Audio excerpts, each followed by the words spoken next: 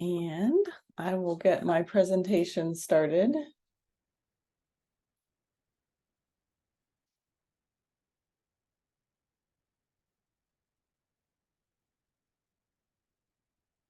And get my screen shared.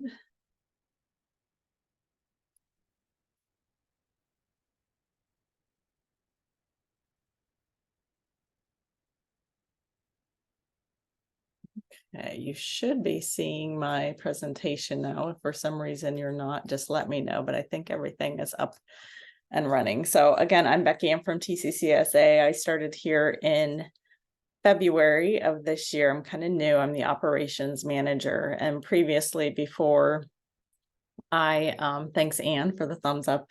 Previously, before I was here, I was a technology director over in Worcester City Schools. And one of my sort of pet projects was a lot of internet and online safety kinds of things. And I'd like to really dig into some of that. And so when Rebecca and Shelley started planning for their breakfast bite sessions, they asked me if I would do this level up class. And I was like, sure. So some of the content is stuff that I had, and then I've sort of updated it because things are constantly changing in the world of internet safety. So the first thing that we're going to talk about is just kind of this concept of why these people are constantly trying to get our information and hack and spam and all of those things, identity theft, and what the motivation is. I feel like we're pretty boring people, and we're not, at least I'm not worth millions of dollars. So why don't they just leave us alone and go after someone else who has a lot more to gain or get from? So what's the motivation? Well, first of all, hacking people is actually quite easy. So people, for the most part, are nice. They're law-abiding citizens. They do what they're told. They're trying to follow the rules and do what's right. And so really, to hack us, it's quite easy. Get some sort of legitimate contact, whether it's a phone or an email, which those are easy to get. Step 2, send a lot of these kind of text messages and email messages that trick us into giving our information away, and collect all that information and then sell it. So it's a very basic and easy thing to do. Teenagers can do it. People from all over the world can do it quite easily. And the motivation is getting information. So to get information, what they're going to do to trick us is they're going to create that sense of urgency. They're going to put fear into, remember, we're nice people. They're going to put fear into us that we've done something wrong. We missed a payment, or we didn't pay the bill. Maybe our account was used and we didn't know about it. So that the urgency, the fear, and then also the making us feel special. You were selected. Congratulations. You're special. Click on this link and get tricked into giving your information away. So they use those sort of emotions to trick us into getting our information, and the information is where they get their money. So ultimately, the motivation obviously is getting money. So why would anyone fall for these? I mean, these kinds of emails have been around, or these text messages have been around. So you'd have to be stupid to fall for it, right? Wrong. Here's a good one from, if you've ever watched Shark Tank. So Barbara Cochran, who's on Shark Tank, we watch it quite a bit in our home. This was in February of 2020.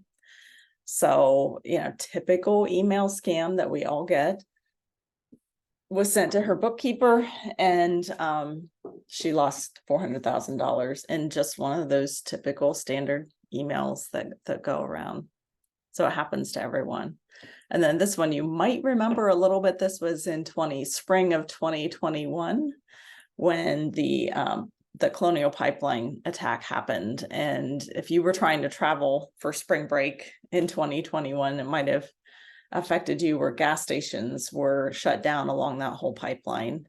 And again, it was just one of those emails that gets sent that says, send the money to my bank has changed, send the payment to this new bank kind of thing. And they had to shut down the whole pipeline to kind of clean up the mess that created. So it happens everywhere, not just in our little areas. So it makes sense that they would want to hack Barbara Cochran or the Colonial Pipeline, because they're going to make millions of dollars off of that, but they're not going to make millions of dollars off of us. So what's the motivation, or why would they pick on us? Well,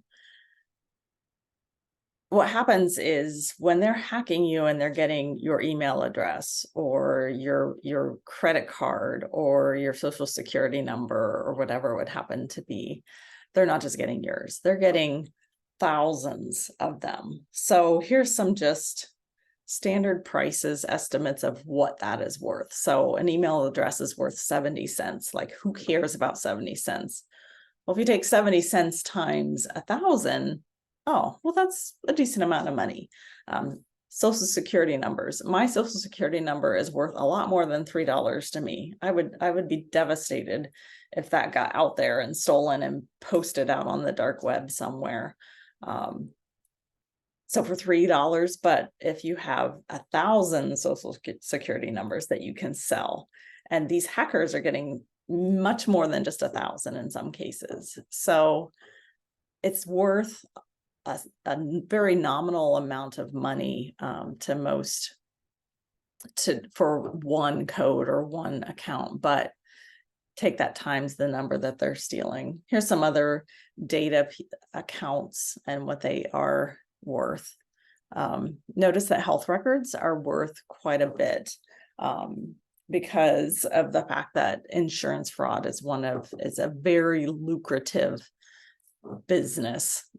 You might have heard of people who get billed for surgeries that they never had, and that's a good example of health insurance fraud. So your health records actually are worth quite a bit of money to those hackers.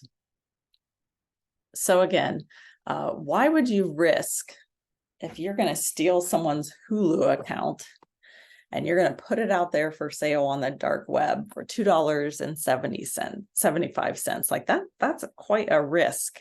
So why would you do that for $2.75? Well, again, this is a really good example of what's being stolen and how much data is being stolen. So again, not just one Hulu account is getting stolen and putting out there on the dark web. This is the list of the top 10 compromises from 2022. So those are, data breaches where information is stolen. Twitter was the top one. And more than 200 million, Twitter accounts were stolen. So login credentials for Twitter, login and passwords, not just one, not just 100, but 200 million Twitter accounts were hacked. And then you can see AT&T and some other ones there. Twitter actually had two different compromises in 2022. And there's number 10 is a health one. Again, 3 million accounts. So you can see why these people are taking obviously more than one account. And so it is a very, very, they can make a lot of money off of these types of things. So we're going to get into a little bit about what the dark web is. I kind of referenced it earlier, that when this information is stolen, it's posted for sale often on websites that you can get to from the dark web. So you hear the name the dark web quite a bit. And so we're going to talk about what that is and kind of look at it here a little bit today. So the surface web is what we're used to. So when you go onto your browser on your computer and you are searching for something, you're on the surface web. It's open and available to anyone. And the information that's posted there is all public information. So I put, your Google stuff, Wikipedia, Facebook, websites that you go to. So you're on the surface web a lot. You're also on the deep web a lot. So the deep web is sites that you're going to need a login and a password to get to that information. So at work, you're in the deep web when you're in your grade books and things like that.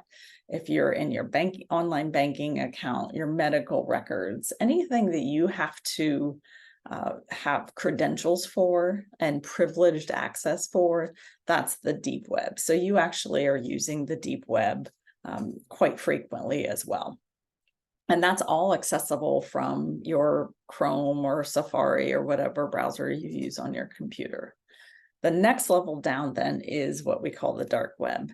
And the dark web is where you're going to get into more information that could potentially be illegal and drug and weapons trafficking and all that sort of activity that you hear about.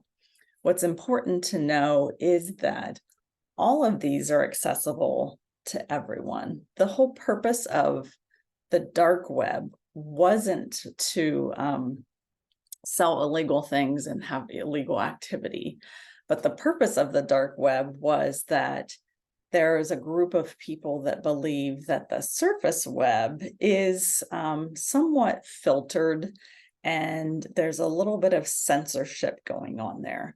So your Google Chrome browser or Safari or whatever, the company that produces that, when you're doing a search, they're going to give you an edited version of what's available out there. So if I search in Google for something like, a fake ID, I want to buy a fake ID, what's going to show up for me is not the places necessarily where I can go buy a fake ID, but maybe a news article about fake IDs, or maybe information on why, trends in fake IDs. If I go to the dark web and do that search, what I'm going to get is a lot different. I'm going to get an unedited and an uncensored result. So it's going to show me everything that's available out there. I'm not going to be censored. I'm not going to be edited. I'm going to get everything. And so the whole purpose of the dark web is that there's people who believe they don't want to be censored. They don't want to be filtered. They want to see everything that's available. And that's what the dark web does. So is the dark web only for criminal activity? No.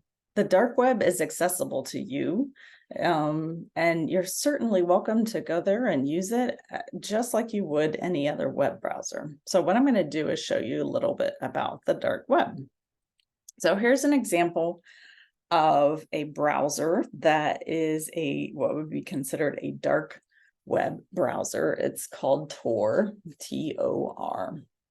And again, the whole purpose of this is that there are people out there who say, I don't want to be tracked, followed, censored, watched, filtered by anyone. So I want to be able to go out to the web and do what I want to do and be left alone. And so this is a browser that offers that. So why would they feel this way? Well, here's an example. So this is Google. And if you have a Google account, whether it's through school or maybe you have a Gmail account that's a personal Gmail account, if it's logged into your devices, so I have my device here, I have my Google account and it's logged in on this device, potentially, if I don't change the settings, that Google account is kind of watching what I'm doing constantly. So this is from actually last August. I took a snapshot of a day in the life from my Google device on my account, and this is what it showed. It shows me for that particular day. I'm sorry, that was wait, sorry. It was 2 years ago. Time flies. So here's my activity for that month in terms of travel and where I went, how much activity I had. Here is one day, and it shows how much I drove. and how long I was in the car. And then it shows my activity of where I was and my driving time and how long I was at different places. And then it even shows a map of where all I went. So back to that Tor browser, there's a group of people who say, I don't want that. I don't want Google to know every single thing about me. And so that's kind of what drives people to that sort of dark web world. It isn't necessarily always illegal activity. However, if you are not being tracked, censored, filtered, and watched constantly, what types of things could you get away with? Well, that's why the dark web can be a place where bad things can happen. So why people use the dark web for internet browsing? Well, here's a good example. So 47.7% of the people are using it just like we use Google Chrome every day. So I'm going out there, I'm checking my email, I'm shopping on Amazon, I'm doing all of the normal things that the rest of us do. But the problem is the other 50% of people are using it for these types of activities listed in this graph. So it can be a dangerous place to be if you want to go there. So just like we tell our kids, to kind of be careful who you hang out with. Same thing on the dark web. Be careful who you hang out with, and be careful what you're clicking on if you're going to use one of these browsers.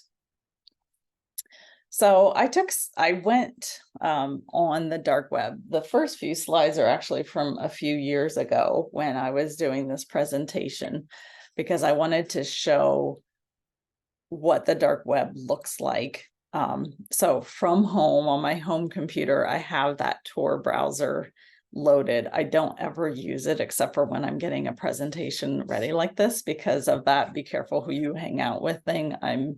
I'm a very cautious person, and I don't want to hang out with the wrong people. So I don't ever use it, but for this kind of thing. But here's some screenshots from a few years ago of a site I just Googled on that Tor browser that I wanted to purchase some online accounts, and I got to a site where it literally looked like Amazon, where I could just go in, buy, an Airbnb account for $15. There was 32 available, and I could go in and buy them. And when I buy them, I have the account credentials needed to use that person's Airbnb account to, maybe book an Airbnb or whatever. Chase.com, there's a banking account, Citibank, etc. Here's another view from the dark web where I could go out and buy somebody's identity. So, based on their credit report, and get, date of birth, social security number, everything for $150. The problem is this looks legit. It looks like all I have to do is click on that buy button and enter in my, a credit card or whatever it happened to be, and boom, it would be done. But I don't know who's on the other side of that buy button. So it could be a criminal who's pretending they're going to sell me this stuff. I'm going to enter my credentials, and they're just going to steal my $150 or more, depending on what kind of a credit card I use for that. Could be the police who are just setting me up and wanting me to do this, and then there's going to be a knock on my door. Or it could be somebody who's really selling that. So be careful who you hang out with. Be careful of that buy button and what you would click on. So it looks really easy, but you really have no idea who or what is on the other side of that buy button. I went again last night to try to update the slides, and what I found was that in the last few years, the dark web has really gotten a lot more savvy about the way they do things. So those little easy sites now are a little bit more complicated. For me to get in there, they wanted me to have an account and log in with some credentials. The prices of things, a lot of them were listed in Bitcoin, and so they no longer want US dollars for payment. They want only Bitcoin for payment, which is a way of paying that's untraceable, very secure, because there really is no, it's not coming from a bank or any other service like that. So Bitcoin seems to be trending up in the way that they're asking to pay. But here's some examples. So here's Gmail accounts, 181 Gmail accounts. And for $900, I could get what I think is for 1,000 rate for 1,000. So from 1 to 10,000 of these, it would be $900 for that pack, 10 to 20,000, etc. So that shows you how they're selling those email accounts. So when you start getting those emails and you say, how did this happen? Well, somebody's going out there and scraping the internet and getting thousands of these and selling them on the dark web. Here was one I found where I could get a Social Security card between the ranges of $150 to $300. And that's for me to get a fake Social Security card. So for $150 to $300, I could get that Social Security card and be some other person, basically. Here are some Amazon accounts for sale. This is from last night. So again, this is one that showed, at least in the prices, of what the cost of the Amazon accounts are. It kind of looks like eBay to me a little bit, the way you could purchase these. And so what we want to talk about today, I mean, we kind of looked at the scary end of things and how your data gets out there and why they're putting your data out there. And again, the motivation is money. So how are you going to protect your data and limit kind of what the internet knows about you? So the second half of this morning, we're going to look at that. So please, in the chat, I am watching the chat. So please, in the chat, if there is a question, if you put that out there, I should be able to see it. So just as a reminder, let me know if you have any questions and I will answer them. And if we're good, I will keep going. Okay, so how to protect your data and limit what the internet knows about you. So we're going to talk about three things. We're going to talk about cookies. We're going to talk about data and privacy settings in Google, and then just a little bit about how you can browse the internet safely and privately for those times that you want. So the first thing that we're going to do is look at cookies. So what's with the cookies? So you might have seen recently on a lot of internet sites that you visit a little notice at the bottom about cookies, and they make it really easy for you just to say accept all. And the reason why you do that is because you're at the site, you want to get rid of that little notice and you don't want to be bothered, and you just hit accept all and you go on.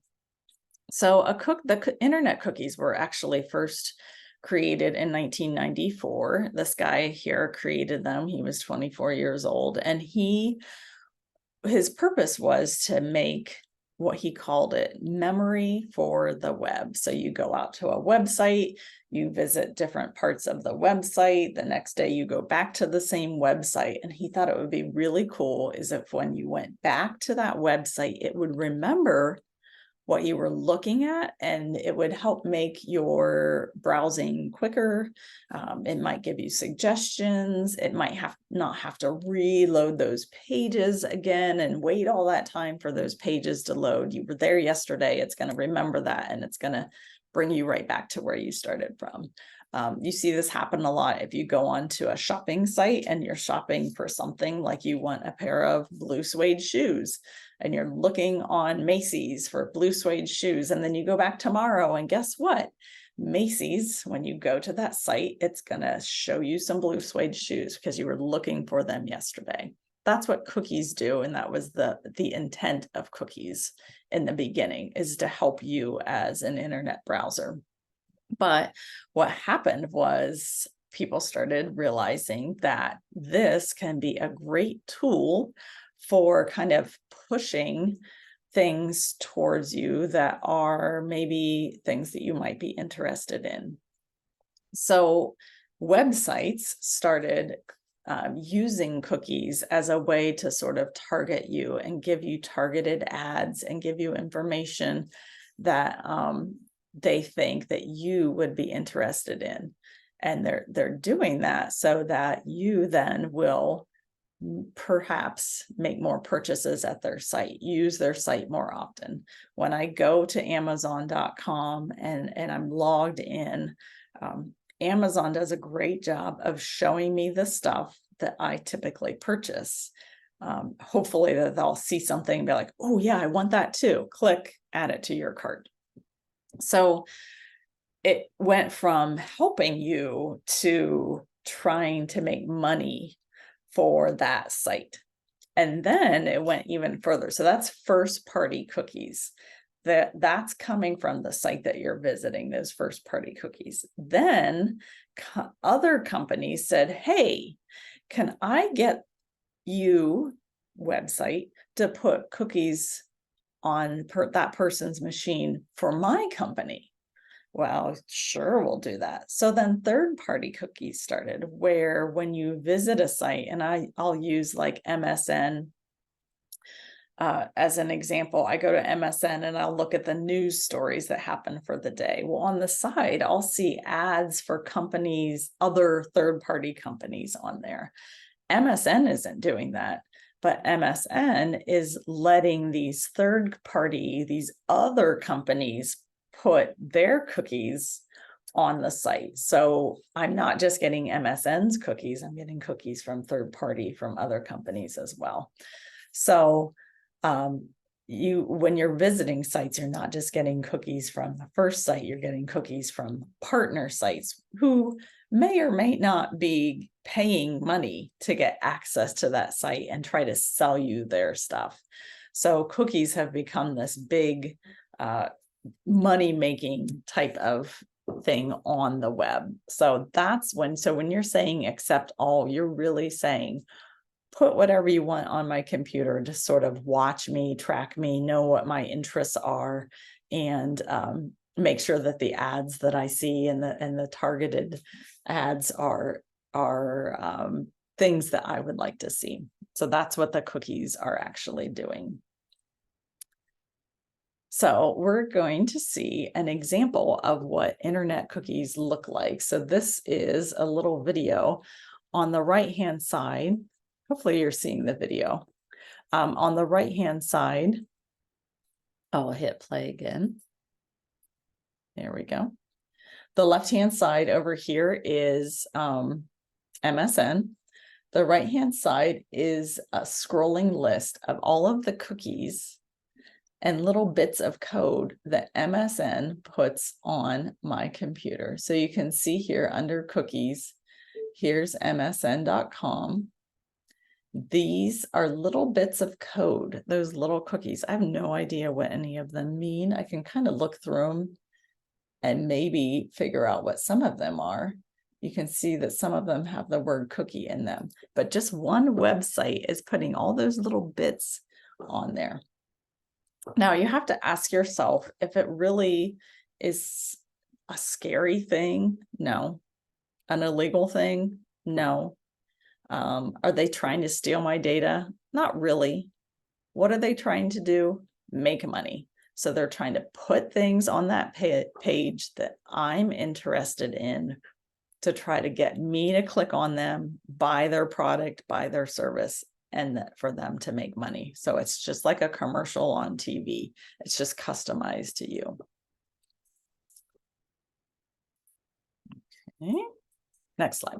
So, and remember that because all of our devices are interconnected. So your computer browser is logged into your Google account. Your phone is logged into your Google account. Your iPad maybe is logged into your Google account. So all of those things are interconnected. So what you see on your computer on that website, you might be on that website looking for those blue suede shoes. You pick up your device and holy moly, you open your browser and there's blue suede shoes and you go, oh my gosh, how does it know that? Well, remember all those accounts that you're signed into them, you're interconnected, or you might have the Amazon app on here and be logged into Amazon on your computer on the same account. They both know that you were looking for those blue suede shoes or whatever it would happen to be. So because of that interconnectivity, because of that, you're going to see a lot of similar results on all of those devices. So I did get a question about the information, the cookies that are going on your computer. Is that sort of loading up or taking up space on your computer? I really don't think so. I think computers today have enough space. A cookie is literally just one little tiny line of code, which in computer talk is just nothing. It's crumbs. So I don't think you would have to worry about that, all those cookies taking up so much space on your computer. We'll look here later on how to clear things out, though, if that's something that you are interested in doing. So, and then why am I getting the cookie warnings on the computer? Well, the EU had some, over in Europe, there was some legislation that said if you are you putting cookies on someone's device, you have to tell them about it, and you have to give them the option of opting out of the cookies. And so any website that you are visiting that's also used over in Europe now has to put that cookie warning on there. And so you're looking at a website that's being used worldwide. If you have that cookie warning, that's what that's from. It's from legislation over in Europe. So we get the annoying cookie warning now because of their legislation. So that's why you see it all the time. So we're going to look at Taylor Swift because it's the summer of Taylor Swift. All of you have probably been seeing on the news. I have a 20-year-old who listens to her now constantly. And I said the other day, okay, I think I've had enough Taylor Swift for one summer. I don't need to hear another Taylor Swift song. So I'm going to take you out to her site. And we're going to use her site because guess what? She is going to put cookies on my computer from visiting her site. So saying I understand is your typical first reaction because it's like, yeah, whatever, go away. I want to browse this website and not have this annoying cookie warning on here. But you could go into cookie choices. So I'm going to click on cookie choices here. And I actually do this because I'm one of those paranoid people that doesn't want Taylor Swift ads all over my computer after I visit her site. So I do take the time to do this. I know it's kind of silly. I don't know how many people do, but I click through all these. So strictly necessary is always active. Taylor Swift is not going to give me the choice to unclick that because she says that my website's not going to work unless you do that. So it's like, okay. Functional. We use these, it's going to improve the performance. I'll say, no, I don't need those. If your website doesn't work with these turned off, I'll go and turn them back on. But I usually say no to everything. Performance and analytics. Analytics. Think about what analytics means. Analytics means they're going to collect and find out my data. Analytics, they want to know who is visiting Taylor Swift's website. So no, Taylor, sorry. I'm not going to give you my analytics. Advertising and profiling. Here's the advertising. So if I leave this on now, I'm going to get third parties who are going to be sending me ads and things while I'm browsing this site or as I go to other ones. Uniquely identifying you, your browser, your device, tracking you across sites operated by us, sites operated by third parties and multiple devices. So nope, no thank you. You can just click on decline all if you want to, and so then confirm my choices. So now that goes away and now I can view my Taylor Swift site and get all this really great Taylor Swift stuff, listen to her music and so forth. And at least I know for the most part, the cookies didn't happen and aren't going on my computer. So that's what that is. It does give you the option to opt out. It is kind of a pain to have to do that. I realize that, but that's what you can do if you want to avoid cookies. Now, maybe you don't mind Taylor Swift, but maybe you do go to a site that you really don't want tracking you and so forth. And so that's how you can sort of get out of that. So we are to the next portion. We talked about cookies for the most part. We're going to now talk about a lot about devices, and is your device listening to you? So this is one of my favorite interviews. I love Gayle King, and a couple of years ago, she interviewed the CEO of Instagram. I believe it was Instagram. And so this is great. This is a great one to watch. I did get a cookie question about, can you go back and undo cookies you have previously accepted on websites? Yes, we're going to go clear out cookies here in a minute, and I'm going to show you how to either clear them all out or just specific ones. So let's see what Gayle King says about, is your device listening to you? And please let me know if you don't have sound. I'm so sorry. Here. Spill all you want. This is Washables by Rugs USA. This is a washable rug. Again, if you're not Yes. hearing. Rugs USA has hundreds of washable rugs. Shag, wool, jute. Is that washable? I've been fabric? looking for rugs, by the way, Each rug which is is a why separate piece I'm you getting toss in a the wash and roll rugs back out ad. again. Good as Just new. FYI. Washables by Rugs I'm USA. literally right now We looking don't for a stress over a rug mess. for my living Go room. to rugsusa.com and get 10% off washable rugs now. Can you help me understand how I can be having a private conversation with someone about something I'm interested in seeing or buying, and an advertisement for that will pop up on my Instagram feed? I haven't searched for it. I haven't talked to anybody about it. I swear, I think you guys are listening. I know you're gonna say you're not. I get this question all the time. Well, then tell me how I it get- happens. I get How it. does it happen? I got it the other day because someone said I was talking to my friend Yes, and I didn't even have my phone near me. that was me. And then I got the ad. That was me. There's two ways that can happen. One is dumb luck, which can happen. The second is Repeatedly, but go ahead. repeatedly. The second is you might be talking about something because it's top of mind, because you've been interacting with that type of content more recently. So maybe you're really into food and restaurants. Yeah. You saw a restaurant on Facebook or on Instagram, you maybe like the thing, it's top of mind, maybe that's subconscious, and then it bubbles up later. I think this kind of happens often in ways that are really subtle, but we don't look at your messages, we don't listen on your microphone. Doing so would be super problematic for a lot of different reasons. But I recognize not that the you're not first gonna one that believe said me on that, this. yes. No, I get this I once a don't week. believe you. I don't know how this happens repeatedly. I don't know how to convince Okay, you. does it happen to you? I don't No. think- I'm sure, I don't want to just say no out of it. I'm sure it's happened. I can't think of a good example though. You I get can't. pretty good ads though.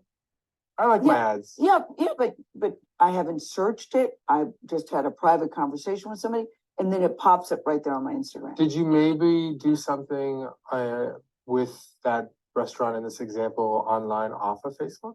Because maybe they're a Facebook advertiser and then they connected the dots. No. 'Cause And that's it's another- happened more than once. That's why I'm just convinced. I don't know how you're doing it, Next Adam time, Vasari. I'm gonna. I don't know how what's your middle name? Oh, Solomon. Adam Solomon It's very Vasari. biblical. I don't feel know like my how you mother is do it, yelling but at me right You now. guys, I swear, are listening. Yeah. And you say, Okay, I really like this because A, she's dead on. I mean, we've all had that feeling before. And then B, the guy from Instagram is like trying so hard to like skirt the whole conversation because he doesn't really want to say out loud the fact that they are using our data. They are tracking us and they are using it to their benefit. So, but the truth is that your phone really isn't listening to you. And it's worse than that. Your conversations aren't really that valuable, but your search history and the sites that you visit, the apps that you use, the people and the businesses that you interact with are. And so you're worth more than just what your conversations are to them. and they don't have to listen to you. You're giving them lots of data. And that example, she talked about how she didn't search for this thing, but she had a conversation with someone and it showed up on her phone. That happens to me as well. And it's kind of strange when it does. But remember, if you're in the same room with someone and that someone, like me, for example, I just said, I'm looking for rugs. And so I've been searching the internet for a new rug, and I've been going to this site and this site, and I'm on my computer, I'm on my phone, I'm looking for that rug. If you were to sit in a room with me, and our location is turned on both of our devices, or maybe we're friends on Facebook or Instagram or whatever it would happen to be, my intense need for a new rug, for whatever reason, because we're in the same room or are, we're connected on social media, guess what? You may, after that conversation of me telling you about my new rug that I'm looking for, you may see ads for rugs on your device. And so your instant thought is, oh my God, my phone was listening to that conversation. Well, it didn't need to. There's plenty of data that we're giving our devices and those apps so that they don't need to really listen to us. Shortly here, I'm going to send you an article once one of these slides has the link to it, but there's a really good article about that. So here's where my story was a few years ago. I was watching Sunday morning TV, having my coffee, and Willie Geist had went to visit Ina Garten, who's a cook that I like.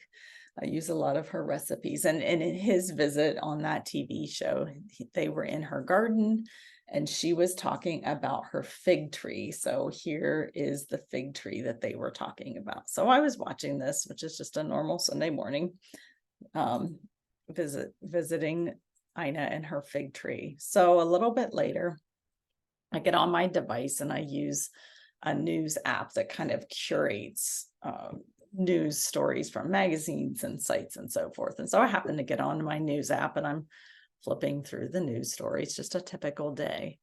And you wouldn't believe it, but guess what shows up? A recipe, Ina Garten, for roasted figs and prosciutto. So I had one of those moments where I was like, wait a minute, I'm just innocently watching TV.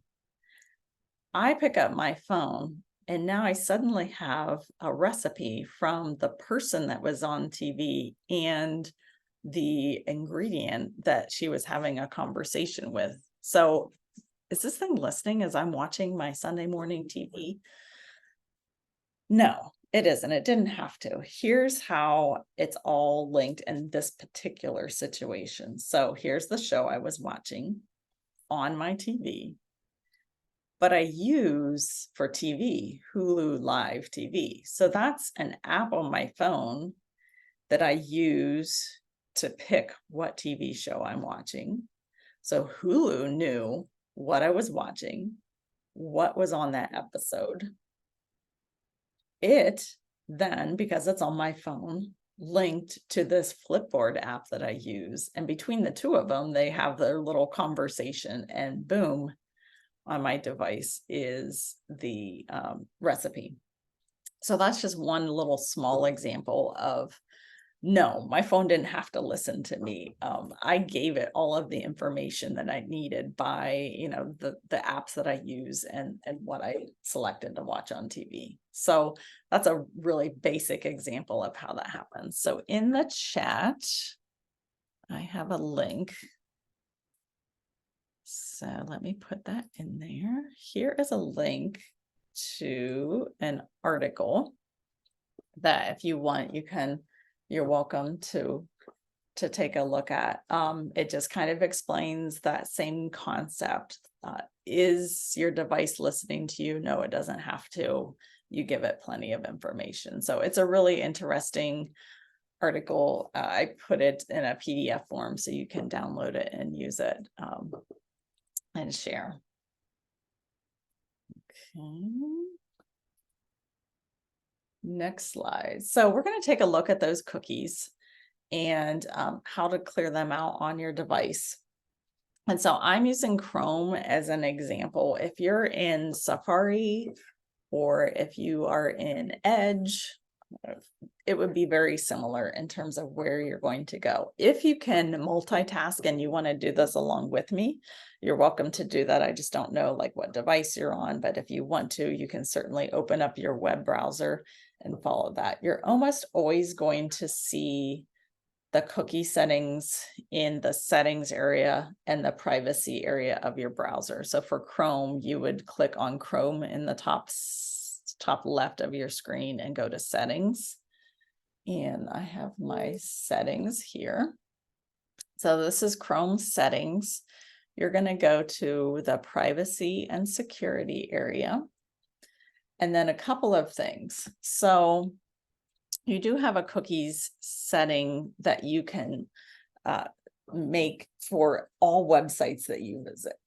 I tried once doing this block third-party cookies. I thought this would make sense because third-party cookies are the sort of other companies or other places that put cookies when I visit a website.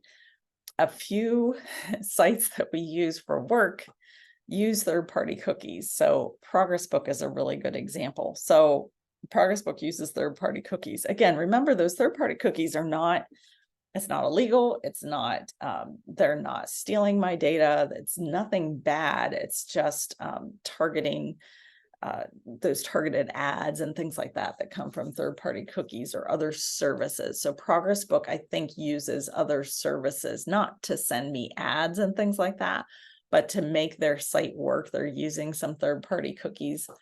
So when I blocked third-party cookies on my work computer, I was not able to log into Progress Book.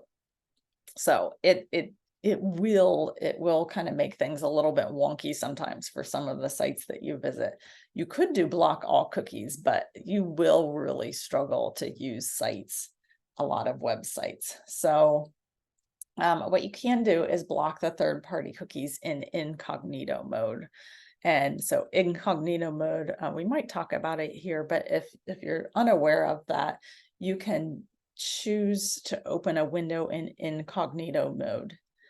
And for under Chrome, it would be new file, new incognito window is what you would choose there. But what happens in incognito mode is that when the cookies will still happen, but when you close that window, it will delete all of those cookies out and your history will go. So the sites can still use the cookies while you're there, but when you close out, it will clear them out for you. So that's what that's for. So those are your cookie settings. But if you scroll down a little bit and go to see all site data and permissions, I'm going to click on that arrow. And here are the sites and how many cookies the different sites have registered on my computer. So Google, you can click on the arrow there and see what all of the cookies are for those. And I'm kind of one of those people that I feel like, in a way, some of the cookies are good. Like, I don't mind that Google has 57 cookies on my computer because it's making my browsing experience on Google and using Google Drive and all of the, it's making it better. So in that case, it's fine. Here's that MSN I talked about. That's why when I go to MSN, it remembers that I'm looking for a rug, again, things like that. So this is the MSN cookies right here. Okay. DoubleClick.net is not MSN. So that's a third-party cookie. And you'll see DoubleClick a lot when you look through yours. That's an ad, basically an ad type of agency that's delivering targeted ads to you. If you want them to leave you alone, you could click on the trash can, but I'll tell you that the next time you go back to that site, it'll probably get added back in there. So there's MSN that I use for news. Here's TCCSA. What? Are we stealing your data? No, these are like the sites that I use related to my TCCSA accounts. So those are all okay. So you can go through all of these sites and you can see these are all sites that I visit. They're all legit. I'm not having any issues. I'm not worried about the cookies and so forth. As you scroll down, you're going to eventually find some. Here's my Taylor Swift that I visited today. So, you know, even though I made some choices there, I really don't want my Taylor Swift cookies on there. So you can just simply click delete. Yep, clear.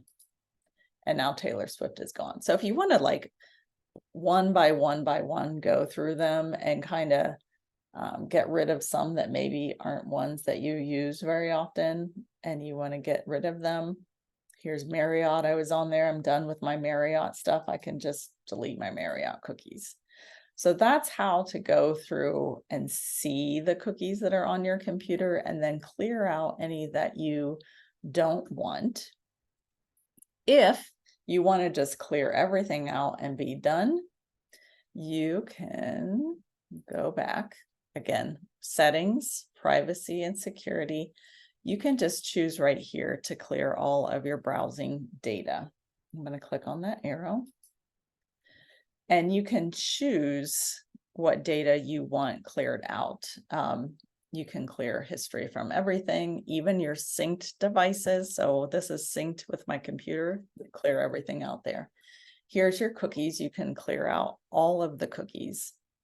And then cached are kind of like saved images and files that help pages load each time you visit them a little bit quicker. So you can choose to clear out your cookies in this way. I am not going to do that. That would be a bad choice while I'm in the middle of a presentation. But again, so it was under file and settings, privacy and security. Here's where you can clear everything out. And here is where you can go one by one and just clear the sites that you don't use very often. So it's always a good idea to go through and do those kinds of things. So back to the presentation. And if you have questions about that, just put it in the chat.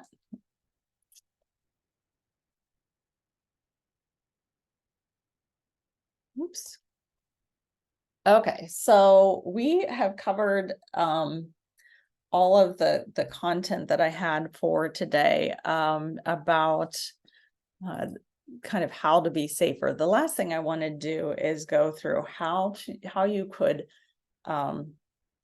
ways that you can use the internet or your device and get a little bit more privacy back. And so I thought we would talk about a couple of things. The first one is going back to that idea about browsers. So we talked about the fact that the Google browser is maybe, I'm going to stop sharing my screen here for a second. We talked about the fact that the Google browser does sometimes track you and follow you. So we could go into, let me show you how to either turn that off or change some settings. So I'm going to go back into my Chrome browser here. Let me share. So looking at your data and privacy in your Chrome browser, if that's the one that you use, if you click on the top right corner and you go into manage your Google account, this is where you can set some sort of limits on the types of things that Google is collecting about you. And so I'll start here at home. There will be a section where they're going to say you have some security recommendations, and you can also take a privacy checkup from Google. So that's them kind of trying to help you. Browsers have to be really careful about getting in trouble for tracking you too much. So they have to give you the option to sort of opt out to some of that stuff. So that privacy checkup is a good one to go into. Here is, I'm going to click on data and privacy. I'm going to scroll down a little bit. Here is where Google settings are on. So here is where the activity that I showed you, where it showed how on the map of where all I went in one day, I have it turned on. Now I'm really careful about things, but I'm also kind of a data nerd, and I don't mind that Google is tracking me because I think it's really cool to be able to see like, oh my gosh, like just where I went and what I did, and it doesn't really bother me. But if you don't want Google to track you, you would just go to this little guy here. And then you can turn off the activity of then you can turn off the web and the activity. So again, I went to my Chrome Manager account, data and privacy, and then scroll down a little bit and you can turn that off. You can also turn off your YouTube history. If you have a shared computer and lots of people in your family use YouTube, you might want to pause your YouTube history so that the suggested YouTube videos are maybe not quite so universal for your whole family. Personal results in search. And so I have this turned on. So when I search for things, it's going to use my location. It's going to use the types of places that I visit again and give me search results based on that. You can turn that off so that search is a little bit more generic. So you can turn that off. Again, sometimes I kind of like that Google helps me out a little bit, and it knows if I'm looking for Dunkin' Donuts, it knows I'm in Worcester. It's going to show me the Worcester Dunkin' Donuts because I've let it know where I am and things like that. So I don't know if you'll see ad settings as a choice for you in your school account. So that's where you can kind of limit a little bit about what Google knows about you, and take this privacy checkup. That might be a good thing to try as well. So that's the option with Google Chrome. I imagine Safari and some of your other browsers are the same. If you're interested in that sort of private browsing experience, similar to what we saw on the dark web, but you're not ready to quite start using the dark web for all of your internet browsing, because remember what I said, be careful who you hang out with. So the dark web might not be your most private option, but there are a couple of browsers that claim to be not tracking you and give you a little bit more privacy. One is DuckDuckGo. DuckDuckGo is a browser that claims that they don't track you, they don't censor things, they're not collecting your data and so forth. So they had quite a few commercials not too long ago, and that's one that a lot of people do use. Firefox is another one. You might have heard of Firefox. It's another browser that kind of claims to give you a little bit more privacy. So that's an option as well. I would say for me, I don't know that I necessarily trust all of those, but they're definitely, like this says, tens of millions worldwide use it. So it's definitely something that you might want to look into if you want to kind of increase your privacy. I would say the best option is probably, and I hope you can see that, but I don't know if you can. So let me do this again, an incognito window. So file, new incognito window. This is a good one to use. It will use cookies and things like that, but as soon as I close this incognito window, the history is gone, the cookies are gone, everything gets wiped out. So it's like a one-time dip into something that then just goes away. So incognito windows are great things to use in terms of getting privacy. We are at 9:59, so I'm going to end. Do you have this in writing? I don't have this in writing. I'm going to give you a course. Maybe I'll email it because we are at time.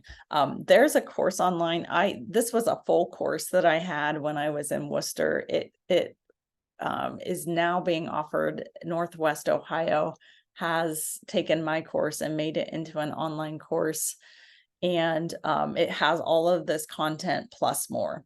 So what I will do is email everybody in here a link to that course. It's free for teachers. It's self-paced. You can go through. So you could pick just a couple of topics and review them as well. So I'm going to send that to you. It's actually pretty a neat little course that you can use or share with colleagues. So thank you for joining me today. This will be posted on the TCCSA YouTube page, and we'll get that up here in the next couple of days so that you can access it. And I believe we will be sending certificates. I think we do that. I'm new, so I believe we send you certificates of participation. So thank you and enjoy the rest of your day. See ya.